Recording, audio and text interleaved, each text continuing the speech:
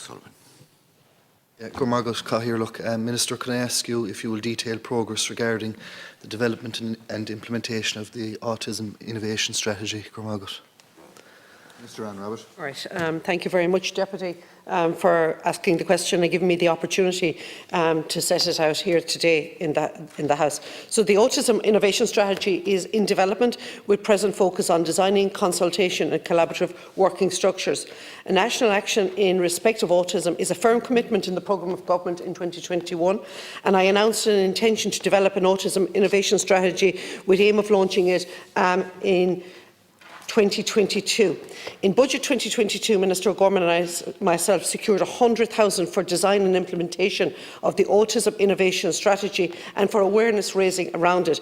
The Autism Innovation Strategy will be aligned to Ireland's existing policies like the NDIS and the Comprehensive Employment Strategy. The Innovation Strategy will complement these structures by focusing on specific challenges that faces people with autism, and we will seek to break down barriers by focusing on practical and tangible actions and outcomes. And when I talk about practical, tangible actions and outcomes, I talk about it in various veins. I talk about it, how it impacts in education, how it impacts in housing, how it impacts in employment, how it impacts in actually the whole care setting, how it impacts in actually independent living and supporting persons, so as we can actually get a real good vision as to how we can support persons with autism.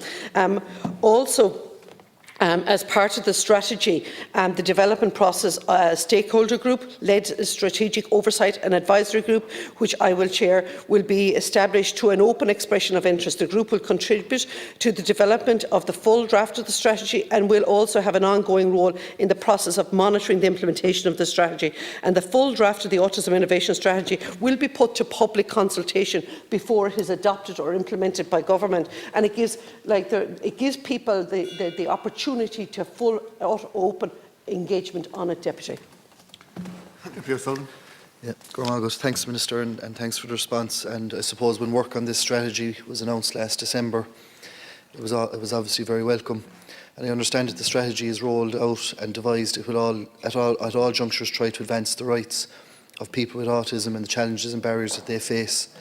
Nonetheless, we all know here the pressures and challenges faced by people with autism and their families, and it's significant. I hope that as this strategy evolves and with input from all stakeholders, we can arrive at a point where significant policy recommendations can be made that will improve people's lives and their interaction with state and services. Can I just ask you a few supplementary questions, maybe, Minister? One, what do you hope or envisage that the autism strategy will address specifically? And the second one, just can you explain step by step how the strategy is to be developed? I believe that there's 3 steps that will be followed. And third, how will you ensure that the strategy will be fully inclusive? Thank you very much, Deputy. My hope and aspiration for the entire strategy is that persons with autism have a voice, and actually how it impacts them on day-to-day living. From a parent's voice of accessing service to accessing education, to transitioning through school to higher education, into the workforce and to everyday life, and accessing housing. That is the whole piece, where we have barriers, where various departments perhaps haven't thought of it in the round, that we listen to the voices of persons. So there's 3 stages to the strategy. So there is the public, the first step of the strategy will be a public consultation on the design of it. The second step will be the establishment of the strategy oversight and advisory group, will be comprised of stakeholders, persons with lived experience. This is really where I think it has to be front and centre by persons with lived experience on it. And the final piece of the strategy, then it will go out to public consultation before it is actually adopted. And they're the 3 steps of it. Minister, Deputy. Thank you. Yeah, thanks again, Minister. And just a final follow-up, just specifically on that strategy oversight and advisory group. Can you clarify who will be on that strategy group and what its membership, or who specifically the membership will be, if you have that information at this point? And secondly, is it possible, or is it the intention of government to establish the Autism Innovation Strategy on a legislative footing?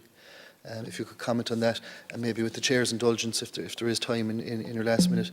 I suppose publicly I haven't had a chance to ask you in relation to the court case a number of weeks ago where the SOP model has now effectively been deemed defunct. If you have time, maybe you could comment on that as well. Thank you. Never one to miss an opportunity, Deputy O'Sullivan. So let's be very clear. The Strategy Oversight and Advisory Group will be comprised of stakeholders and people with lived experience of autism and neurodiversity. This group will input into the development of the strategy, and they will have an ongoing role in monitoring the implementation of the strategy. The Strategy Oversight and Advisory Group will be established following an open expression on the interest process, and the Interdepartmental Strategy Development Group will be comprised of officials and representatives from relevant departments that I have already outlined to you and agencies, and its purpose will be to develop actions to include the Autism Innovation Strategy following the initial and second consultation. And in the time allotted to me in relation to the recent court case in relation to the SOP, I welcome the HSE's clarification this week that they won't be challenging it. I have also said that the review group that I had set up, I do think now it's no longer functioning, and I look forward to the HSE coming back to me with their agile approach to adopting going forward. Next question.